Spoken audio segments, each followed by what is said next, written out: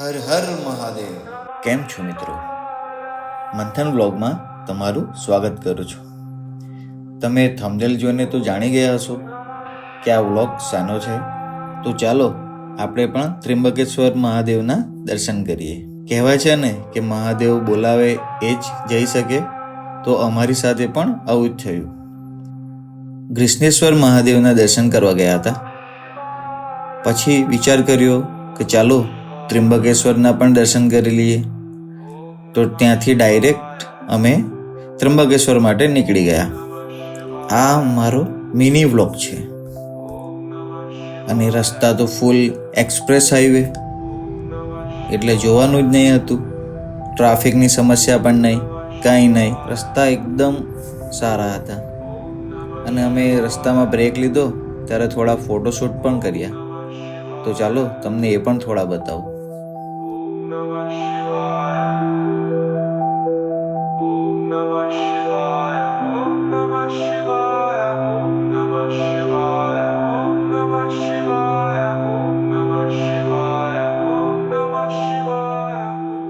પછી અમે નીકળી ગયા અને રસ્તાની મજા લેતા લેતા ત્રિંબકેશ્વર પહોંચી ગયા.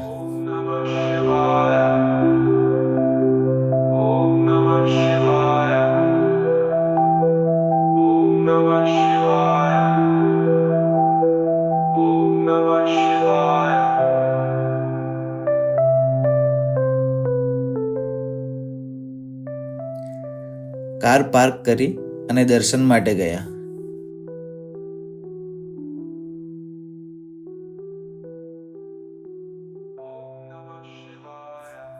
પાસ લેવા માટે પણ ઘણી લાઈન હતી. પછી અમે વિચાર્યું કે ચાલો મહાદેવના દર્શન કરવા સહેલા થોડી છે, આપણે પણ જનરલ લાઈનમાં જઈએ. અને ત્યાંથી પછી અમે દર્શન કરવા નીકળી ગયા.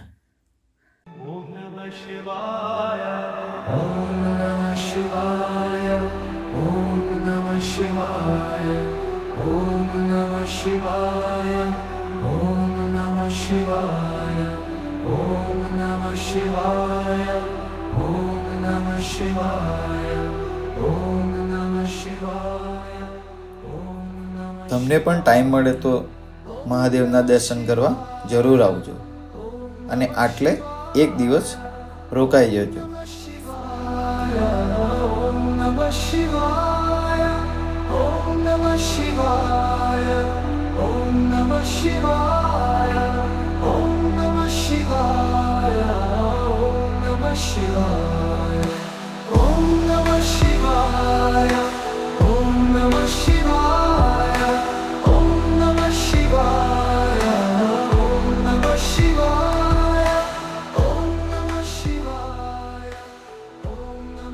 જેમ જેમ મંદિરની નજીક જતા હતા તેમ તેમ કંઈ અલગ જ અનુભવ થતો હતો.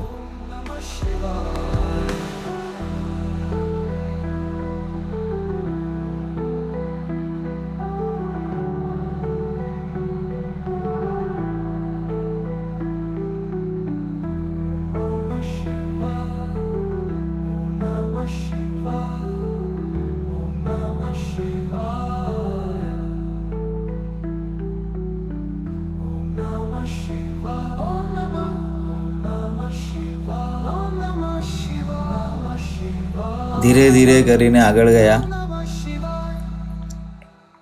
પછી મંદિર પાસે આવ્યા.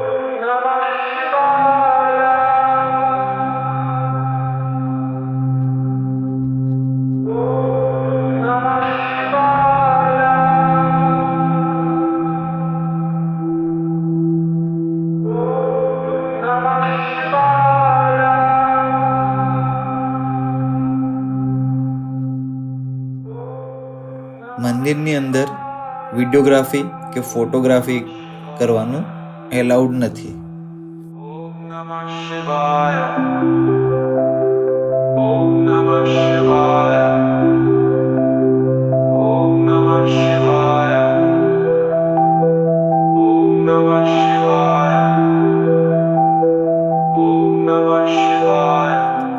દર્શન કરીને અમે બહાર આવી ગયા.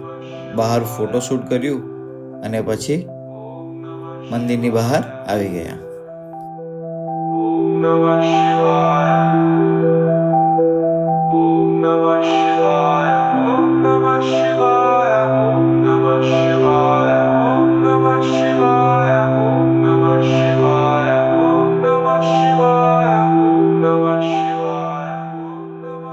વરસાદવાળું વાતાવરણ હતું એટલે રસ્તા પણ બધા ભીના હતા.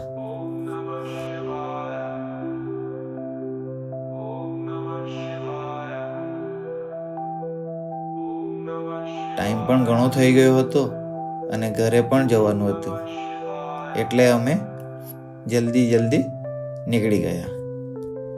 બસ આ મિની વ્લોગ અહીં પૂરો થાય છે.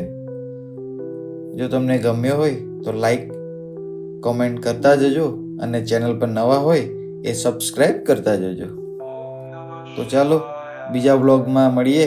ત્યાં સુધી બધાને રામ રામ. હર હર મહાદેવ. Namah Shivaya.